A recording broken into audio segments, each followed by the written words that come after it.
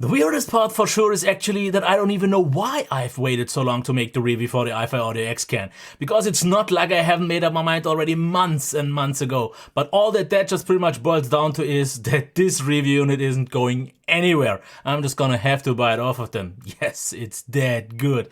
But before we are getting into the unit itself, let's see what's in the box. Like for example this carrying pouch that attracts quite some dust and lint, but otherwise is quite fine. We get on Type A to Type C cable, 3.5 to 3.5 for the normal connection and 2.5 to 2.5 for the balanced connection. Now before taking a closer look at this, I want to show you one more thing that I actually didn't realize what it's for until I saw the card that explains it, and it actually makes a lot of sense, and it's actually quite a handy idea, because what you have to do is with the adhesive tape on the bottom, stick this like into the ridges like this, then on your phone do the same with this one. I would say preferably maybe do it on the case, and then you can stick these two parts together and then you have a safe connection. So if you want to carry around the amp with your phone in one unit, this is actually a pretty handy solution. Now otherwise, the one thing that I wanted to show is also the manual that explains you how all those ports and everything work, especially also the colors I'll get into a little bit later. But let's take actually a look at the unit now. And I mean, you can see that it reflects light quite a lot. It's very glossy and it picks up quite some fingerprints, but I definitely like the design. It's quite lightweight. We have rubber feet at the bottom, so it doesn't really move along. Then we will actually check the back first here with the USB-C. That is only for charging. Then we have some extra base 2 functionality like bass, presence, and bass plus presence. SE, so the normal 3.5mm jack, and the balanced for the inputs. On the front, we have those outputs here also once again with balanced and 2.5mm, the multifunction control wheel, and the settings and Bluetooth button. So this is not just a normal portable headphone that allows you to use the analog connection, but it also supports Bluetooth. It does support aptX, so you are secure here. There is no pretty much any visible delay, and you can watch videos with that without any issues. Now, how does it work? Usually you press the button for a little bit longer, which I did already, and then you can use the wheel to scroll, and you can see that these colors actually correspond to the volume levels. Like for example, -101 to 82, with quite some fine steps. You can see changes then to magenta, then once again it changes to cyan, then to green, and then yellow, where we end up at red. So we get quite some fine control. You can really finely adjust the volume, and this is actually independent to the volume of your Bluetooth device, so you get even more so fine-tuning options. But usually this is already more than fine enough, because on many situations you don't quite get the volume step that you need. It's either too loud or too quiet, and this works perfectly. Now the settings buttons does this. Press it longer and then you can pair the device, but usually it just does that. You can also press the volume wheel and then change between the modes, like for example if it's using the analog buttons. And then obviously one press is for X bass 2, the other one is for 3D. If you press it again and if you press it once more, it's both, and then you can turn it off again. So what this does, for example, bass quite obviously boosts the bass, and it pretty much does that. But to me it also feels like, due to having a little bit more bass, the highs feel a little bit dulled down, but just a little bit.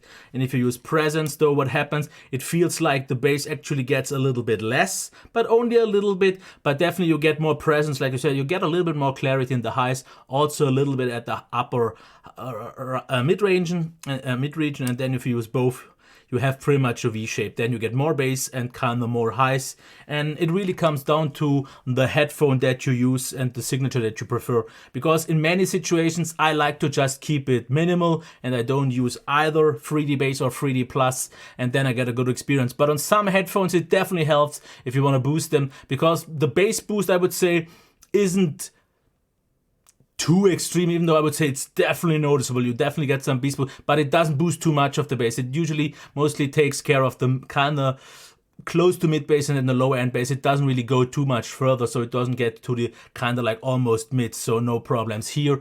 The presence also, I have to say, works quite nice, because it gives the vocals especially some little bit more treble and presence, and the whole soundstage gets a little bit wider, but not really by too much. 3D Plus is a feature that I have to say I don't really see that much of a purpose for, and I would actually like to have a button to just use 3D bass or turn it off without having to cycle through the 3D Plus, because I don't see the real benefit here, because it feels like the whole structure gets a little bit wider, but also a little bit odd because it feels a little bit more virtual and feels a little bit kind of like there is some little bit of odd reverb going on. But that's that.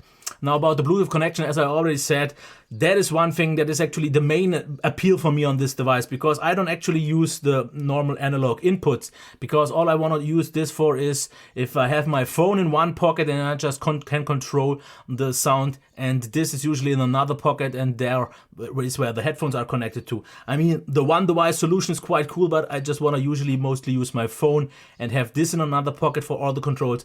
Volume wheel works out great, and especially since you see the colors, you always are aware if it's maybe too loud or not. So I definitely like the fact. And with aptX, there is no delay. That works great, and it also, compared to, for example, LDAC, has just a wider compatibility, which is pretty nice to see. Battery with about, I think, 2200 milliamp hours should hold up for like 12 to 18 hours if you use it with the cable, and maybe like 8 to 12 hours if you use it with Bluetooth. So I actually don't really properly know how long it held up with Bluetooth, since I used it so often for such a long time that I just didn't keep track of. But I would say with a quite actually demanding headphone, something like an LCD2C or something like that, maybe expect like maybe 6 or 8 hours, which is already actually quite good. And if you use it with maybe an in-ear or so, you can easily get past the 10 hours, so you should be fine. And with the cable even more so. I don't think I will reach ever with the volumes that I use like 18 hours, but it never felt like this isn't holding up for long enough. But what it also does more than enough is have power. This thing is actually pretty powerful. And even though I have to say, since I listen a little bit too loud, I'm mostly in the kind of upper green region, but usually, especially even on some higher end headphones, at yellow, sometimes especially with my LCD2C at red levels, but still with quite some resource up to the top. I'm super happy with the loudness, because I listen extremely loud, and I could listen with the LCD2C so loud that I couldn't bear it anymore, and I couldn't get even all the way up. So for anyone else, especially with in-ear, something more portable, you will have more than enough power. But how does it actually sound?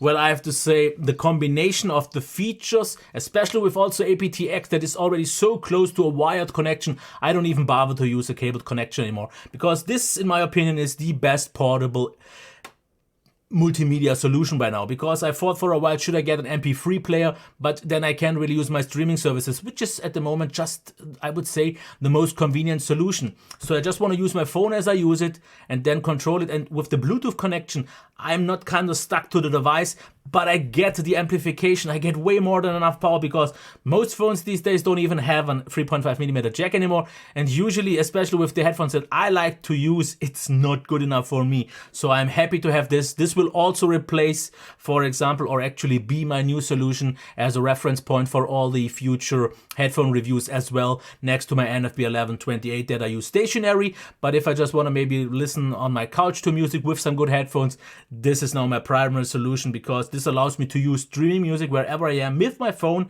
but not being actually tied to it. And that's why I don't even have a problem with that it's not kind of using a DAC like that. For example, the XDSD you can use at your PC with the USB cable. You can't do this. This USB-C is only for charging, and that is good, because I would say in 99% of all the cases I will use this just as a Bluetooth headphone amp, and it does it on such a good level, almost not distinguishable from a normal desktop amp, with that power that I couldn't be happier anymore. I would generally say the sound of it is pretty neutral, even though it feels to me like the higher end is not quite as super detailed like on some other ones. It doesn't push the details all that much, and even though it doesn't have a real roll-off, especially sometimes I would wish for a little bit more highs, which I can achieve if I use the presence button. I mean, the presence button is almost a little bit too much. I would wish for like 1 or 2 extra kind of steps for those settings, like the bass and the presence. That would be pretty much just perfect. But what I tried on for some situations, that bass is a little bit too much for me, but presence is a little bit too much for me in the highs. So when I use bass and presence, those kind of equal themselves out. And if you, for example, have a pretty neutral headphone, then you get a nice reshape in case you want a little bit more fun with your headphone, because then you get the nice deep rumbling bass and the nice pretty great clear highs.